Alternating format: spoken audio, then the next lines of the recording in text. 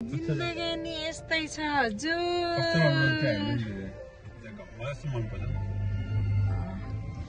भाइ मलाई भेट्न आएको सिटीदेखिबाट यो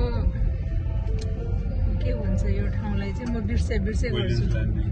विलियम्स ल्यान्डिङमा भाइ आएको भेट्नलाई। आज भाइको छुट्टी रहेछ, त्यही भएर छोटो समयमा भाइसँग भेटघाट गरेर दिदीबहिनी कुराकानी दिदीभाइ कुराकानी गरेर बस्यौँ हामी। अब भाइ मलाई भाइजीको काममा छोडेर भाइ चाहिँ आफ्नो गन्तव्यतिर लाग्छ।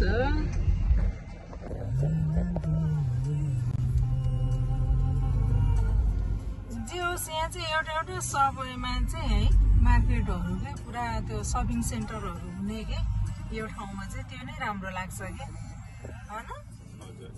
सबै सामानहरू पाइने सिटीमा जे पाइन्छ त्यो पनि गाउँमा पनि पाइने त्यो चाहिँ एकदम राम्रो हो कि यो अस्ट्रेलियाको चाहिँ। मलाई चाहिँ एकदम राम्रो लाग्यो। अनि यहाँको पढाइ र स्वास्थ्य सम्बन्धी त झन् धेरै राम्रो यहाँको चाहिँ।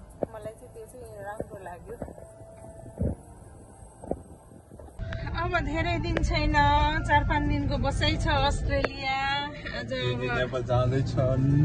ठुलो भाइलाई भेटियो आज।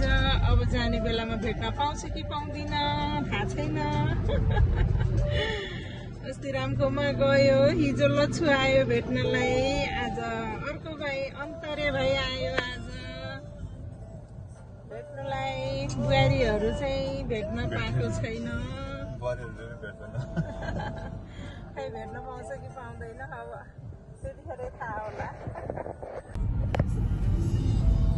ल यहाँको चाहिँ यस्तै रमाइलो सफा स्वास्थ्य हावा छ। यता चाहिँ धुलो धुवा भन्ने कुरा कतै पनि छैन। म 1 वर्षको बसाइपछि फर्किँदैछु नेपाल। हेरौँ अब के कस्तो हुन्छ।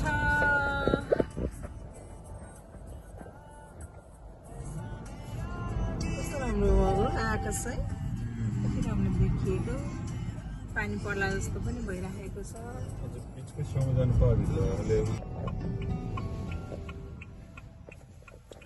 यो एरियातिर पहिला आएको थिएन। अब 3 पटक भयो अस्ट्रेलिया आएको। यो एरिया आएको थिएन। यो पटक चाहिँ छोरी आइपुगेको भएर साइली छोरीको घरतिरको एरिया पनि घुम्न पाइयो। उत्तर पनि घुमियो, दक्षिण पनि घुमियो। ठ्याक्कै लच्छुको उत्तर पर्दो रहेछ, त्यसको अपोजिट यो ठ्याक्कै दक्षिण पर्दो रहेछ कि है। त्यही भएर त्यहाँबाट यहाँ आउनलाई चाहिँ ठ्याक्कै 1 घन्टा लाग्ने कि सिधै उत्तरबाट दक्षिणतिर आउनलाई।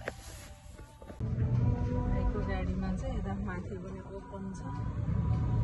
टाउको दुखे जस्तो भयो भने भाइले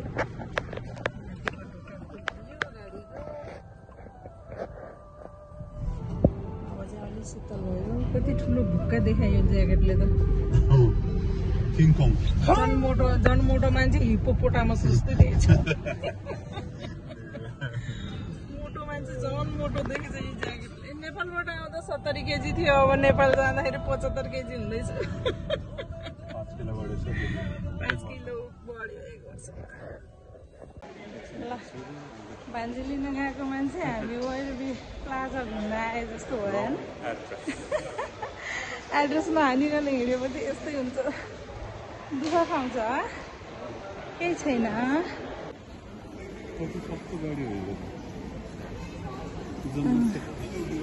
गाडीहरू यसरी बेच्न राख्ने रहेछ यहाँ चाहिँ देखाएर यो ठाउँमा।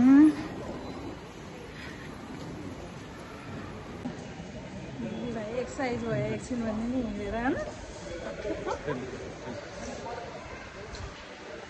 म चाहिँ माछा लिएर हिँड्दैछु। माछा टी विथ सोया मिल्क।